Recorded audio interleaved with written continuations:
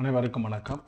சமயக் தரிசனம் கூற்று என்பது குறித்து அதனுடைய வகைகள், அவை எவ்வாறு ஏற்படுகின்றன என்பது குறித்து நாம் கற்று வருகிறோம். திரவிய சங்கரக நூலிலே 30-31 காதைகளிலே இந்த விவரங்கள் நமக்கு கிடைக்கப்பெறுகின்றன.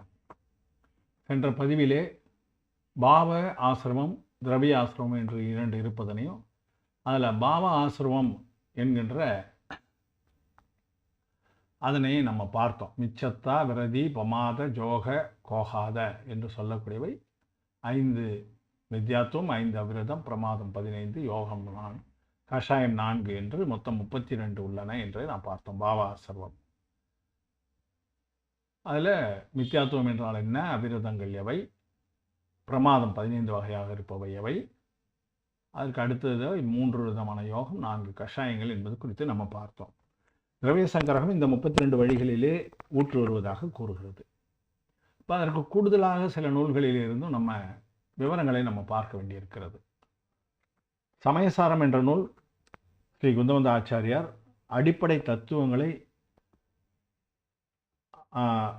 மூலம் போல எழுதி வைத்திருக்கிறார். அந்த நூலை அடிப்படையாக கொண்டுதான் பல நூல்கள் பிறந்திருக்கின்றன என்பதை நாம் அறிவோம். அந்த சமயசார நூலில் 164வது காதையிலே அதனுடைய முதல் வரியை மட்டும் நம்ம பார்க்கலாம். ஏன்னா அதுதான் இந்த இடத்துக்கு பொருத்தமாக இருப்பதால். மிச்சத்தம் அபிரமணம் கஷாய ஜோகய சன்ன அசன்ன அது. மிச்சத்தம் வித்யாத்துவம், அவிரமணம் அசம்யமம் என்று கூறப்படுவது, அடக்கமின்மை. கஷாயம் தெரியும், யோகம் தெரியும். அந்த விவரங்களை இதிலே உட்பிரிவுகளோடு நமக்கு இந்த நூலிலே உரை நூலாசிரியர்கள் குறிப்பிடுகிறார்கள். மித்யாத்துவம் 5, அசம்யமம் என்று சொல்லக்கூடிய அவிரமணம் என்ற அந்த வார்த்தை அங்கே வந்தது இல்லைங்களா, அதுதான் அசம்யமம் என்ற அடக்கமின்மை 12, கஷாயம் என்கின்ற தோற்பசைகள் 25, அங்கு 4ஆக பார்த்தோம். அதனுடைய விரிவாக்கத்தோடு 25ஆக குறிப்பிடப்பட்டிருக்கு. அதே போல் யோகம் 3 யோகம் என்று அங்கு பார்த்தோம். அதனுடைய உட்பிரிவுகளோடு 15 யோகமாக கூறப்பட்டு இருக்கிறது. இந்த 57 வகையாக வினைகள் வருகின்றன என்று நூல்கள் பலவும் நமக்கு இந்த 57ஐ சுட்டி காட்டுகின்றன. அதனால் இந்த விஷயத்தை நம்ம தெரிந்து கொள்ள வேண்டியதும் அவசியமாக இருக்கிறது. இதில் பார்த்தீங்கன்னா மித்யாத்துவம் நமக்கு 5 வகையான மித்யாத்துவத்தை பற்றி சென்ற பதிவிலே விரிவாகவே பார்த்தோம். ஏகாந்த, வினய, விபரீத, சம்சய, அஞ்ஞான மித்யாத்துவங்கள் அவற்றை பார்த்தோம். 2வது அபிரமணம் என்று அந்த சூத்திரத்திலே சொல்லக்கூடிய அசம்யமம்.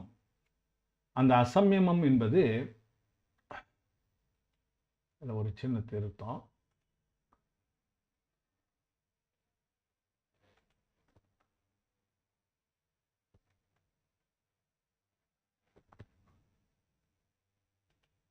அந்த வினை வரும் வழி என்கின்ற அந்த வார்த்தையில் கொஞ்சம் தவறு ஏற்பட்டுது. சென்ற பதிவிலே கூட அது இருந்தது, நம்ம அதை பார்க்க விட்டோம்.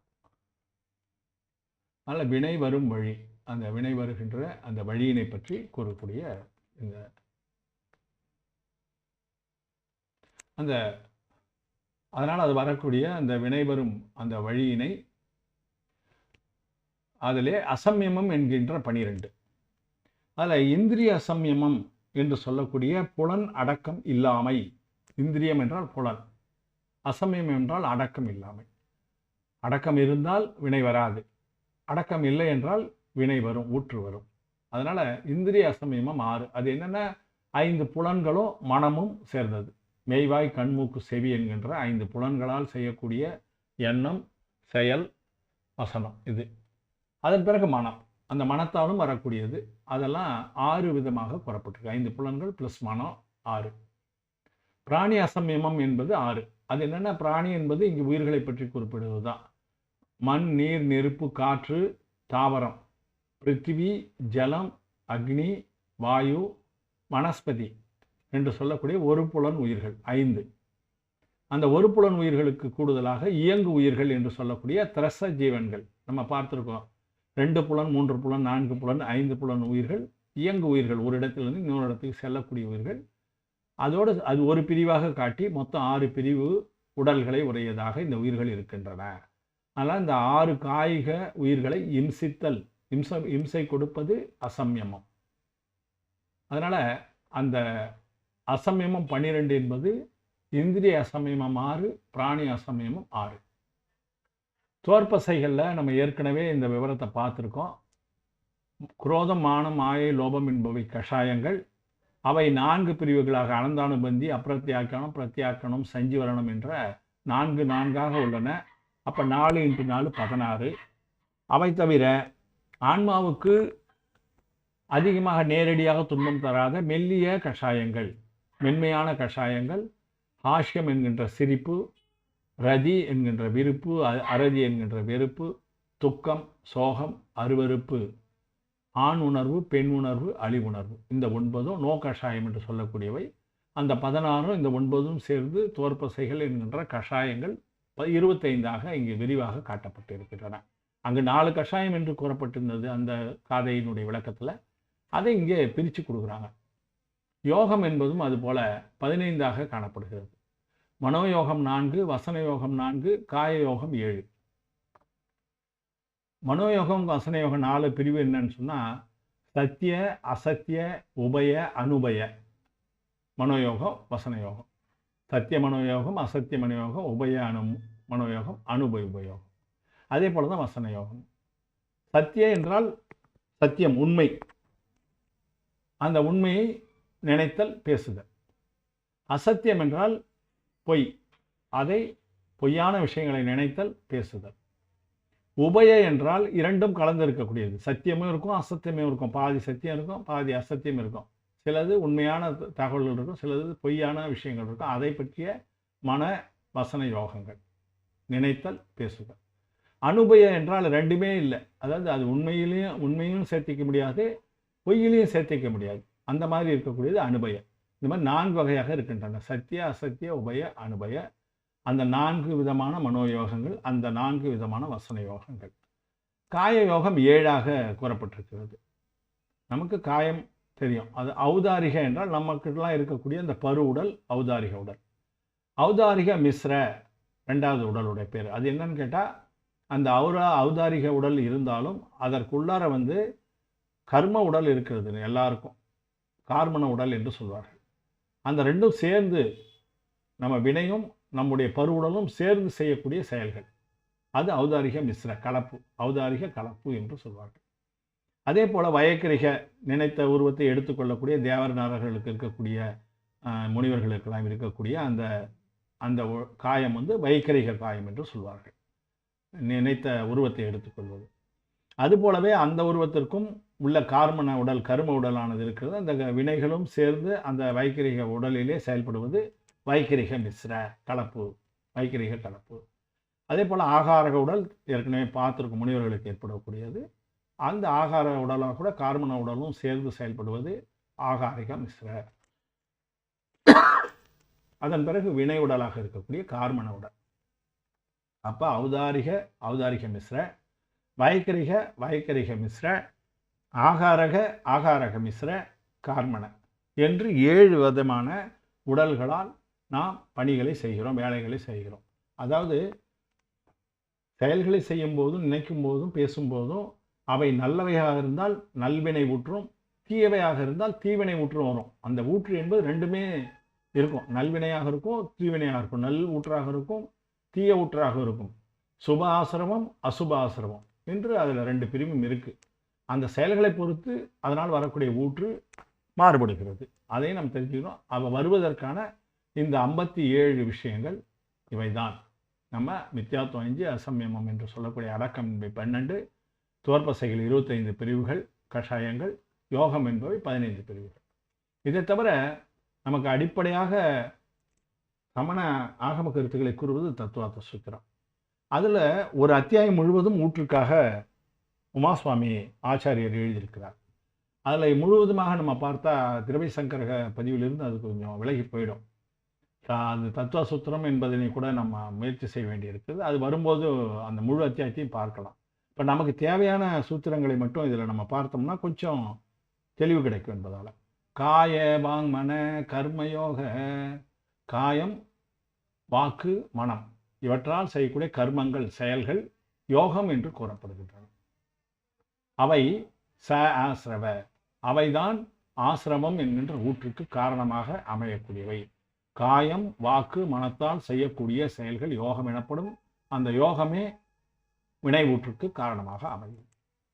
இதில் 217வது அதில் ஒரு சில விஷயங்கள் நமக்கு ஆத்தியம் என்று சொல்லியிருப்பது முன்னால் கூறியது என்று அர்த்தம். அது அந்த சூத்திரங்கள் எல்லாம் பார்க்கும்போது புரியும். நமக்கு தேவையானது மட்டும் நம்ம எடுத்துக்கலாம். சம்ரம்ப சமாரம்ப ஆரம்ப யோக கிருத காரித அனுமத கஷாய விசேஷௌ ஸ்ரீ ஸ்ரீ ஸ்ரீ சதுச்சைகச.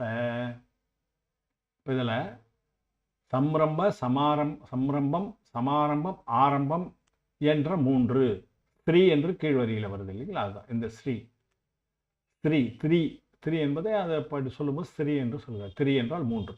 சம்ரம்ப சமாரம்பம் ஆரம்பம் என்ற 3, யோகம் 3, மனவசன காயம் என்கின்ற அந்த யோகம் 3, அதுவும் ஸ்திரீன்னு வருது.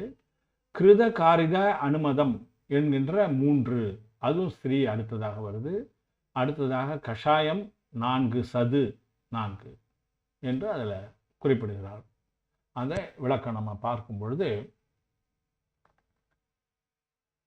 இந்த ஊற்று இதனுடைய வகையில் 108 இருக்குதுன்றது தான் இங்கே விளக்கம் சொல்கிறாங்க.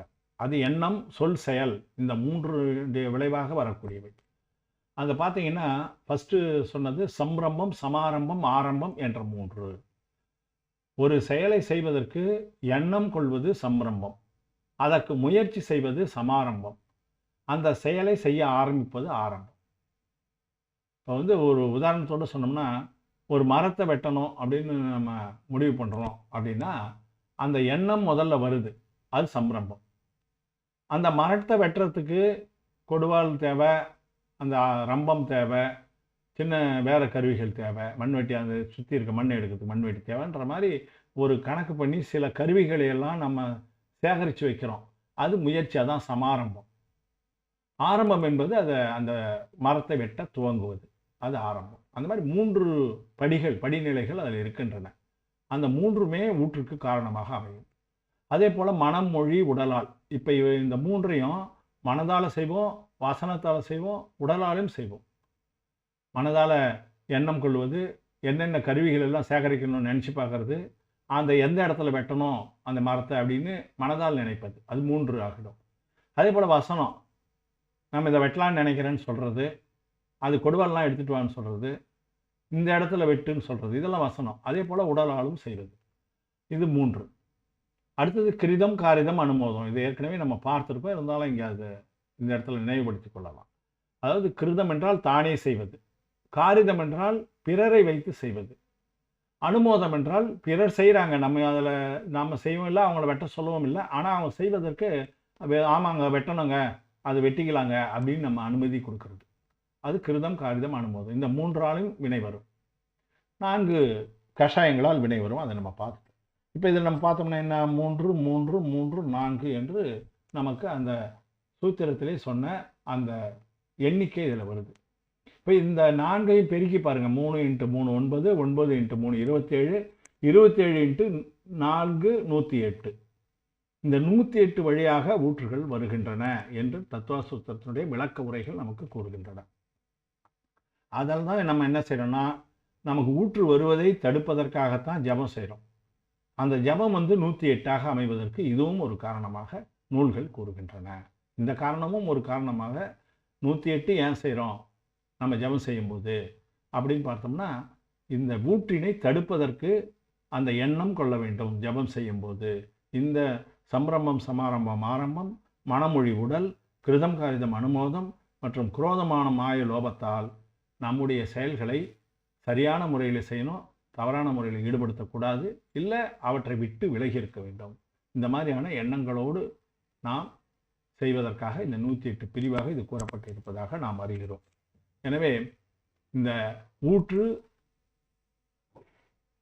அது நமக்கு பாவ ஊற்றாக காட்டப்பட்டது. திரவிய ஊற்றுனா இப்போ இதெல்லாம் நடக்குது, இதனால் நடக்கிற ஊற்றுகளெல்லாம் வருதுன்னு நம்ம சொல்லிட்டோம். அந்த ஊற்றெல்லாம் என்ன ஆகுது, அதை எப்படி நாம் தெரிந்து கொள்வது? நானாவரணாதீனம் ஜோக்கம் ஜம்புக்கலம் சமாஸ்வதி தவ்வாசபோ சனேபோ அனேபேவோ சினக்காதோ. சினக்காதோ ஜினர் கூறியிருக்கிறார். அநேக பேதம், நிறைய பேதங்களோடு இந்த வினைகள் எல்லாம் பற்றி நமக்கு தெரிவித்திருக்கிறார். அவை என்னென்னா திரவிய ஆசிரவங்கள். திரவிய ஆசிரவம்னா இந்த மாதிரி எண்ணங்களால் பாவ ஆசிரவத்தால் நிகழக்கூடிய அந்த செயலால் வருகின்ற ஊற்று எல்லாம் ஒரு மொத்தமாக வருவதில்லை. என்னென்ன செயல்கள் எந்தெந்த வினைக்கு காரணமாக அமைகிறதோ அதற்கு தகுதியுள்ள கர்ம புற்கள அணுக்கள் அண்டத்தில் இருக்கு. நம்ம ஏற்கனவே பார்த்தோம் விளக்கம் புற்களம் பார்க்கும்போது. அந்த தகுதியுடைய அணுக்களை எல்லாம் ஒன்றாக சேர்ந்து வினையாக மாறிவிடுகிறது. உதாரணமாக சில செயல்களை செய்யும்போது அது ஞானாவரணத்துக்கு காரணமாகி விடுகிறது. அதெல்லாம் என்னன்றது தத்துவசூத்திரம் விளக்கம் கொடுத்துருக்கு. என்ன செயலை செய்தால் இந்த வினை வரும்னு அவற்றையெல்லாம் கூட நம்ம வாய்ப்பு வரும்போது பார்க்கலாம். இப்போ உதாரணத்துக்கு நம்ம எடுத்துக்கலாம். சில செயல்களை செய்தால் ஞானாவரணையும் நமக்கு சேரும். அப்படின்னா அந்த செயலை நாம் செய்யும்போது அதற்கு தகுதி உள்ள அந்த வினை துகளுக்கு தகுதி உள்ள கார்பன் அணுக்களை அண்டத்திலே இருந்து ஒருங்காக திரட்டி அதனை அந்த ஆன்மாவை நோக்கி ஊற்றாக அனுப்புகிறது. அந்த கார்பன் அணுக்களை தான் திரவிய ஆசிரமம் என்று நாம் கூறுகிறோம். அது ஞானாவரணம், தர்சனாவரணம், மோகனியம், அந்தராயம் என்ற 4 காதி வினைகளாகவும் 4 வேறு அகாதி வினைகளாகவும் இருக்கின்றன என்பதை நூல்களில் நம்ம பார்த்துருக்கோம். அதனால் அந்த ஊற்றுகள் எல்லாம் அதற்கு தகுதியான அந்த கர்ம புற்கள அணுக்களை ஈர்த்து கொண்டு அது வினைக்கட்டாக மாறி அது ஆன்மாவை நோக்கி ஊற்று எடுப்பது திரவிய ஊற்று, திரவிய ஆசிரமம் என்று கூறப்படுகிறது. அது 8 வகையாக இருக்கிறது நம்ம பார்த்துருக்கோம். அதனுடைய உட்பிரிவுகளும் நம்ம பார்த்துருக்கோம். 4 காதி வினைகள், தர்சனாவரணியம் 9, ஞானாவரணியம் 5, மோகனியம் 28, அந்தராயம் 5. அகாதி வினைகளில் வேதனியம் 2, நாமம் 93, ஆயுள் 4, கோத்திரம் 2. இவையெல்லாம் பார்த்தோம்னா மொத்தம் 148 உத்தரவினைகளாக இருக்கின்றன. 8 மூலவினைகள், 148 உத்தரவினைகளாக இருக்கின்றன. இவற்றை திரவிய ஊற்று அதன் காரணமாக வருவது என்று நாம் கூறுகிறோம். இந்த வினைகள் எல்லாம் 8 பிரிவாக அந்த ஊற்று பிரிந்து தகுதியான கார்பன் அணுக்களை ஈர்த்துக்கொண்டு அவை வினையாக மாறி வருவதை திரவிய ஊற்று என்று நாம் கூறுகிறோம். மன்னிக்கவும். அதனால அந்த பாவ ஊற்று, திரவிய ஊற்று என்ற இந்த 2 விளக்கத்தினையே நம்ம இந்த நூலின் அடிப்படையிலே தெரிந்து கொள்கிறோம். இவற்றை அடுத்த ஒரு திரவியம் குறித்தோ இவற்றினை நாம் பார்க்கலாம். இவற்றை நாம் ஒளிப்பதிவாகவும் வழக்கம் போல நல்லறம் என்கின்ற யூடியூப் சேனலிலும் நான் பதிவேற்றம் செய்கிறேன். அதனை பார்த்து தங்கள் கருத்துக்களை அளிக்குமாறு பணிவோடு கேட்டுக்கொள்கிறேன். அனைவருக்கும் வணக்கம். ஜெய் ஜினேந்திரா. இளங்கோ திருமொழி, திண்டிவனம்.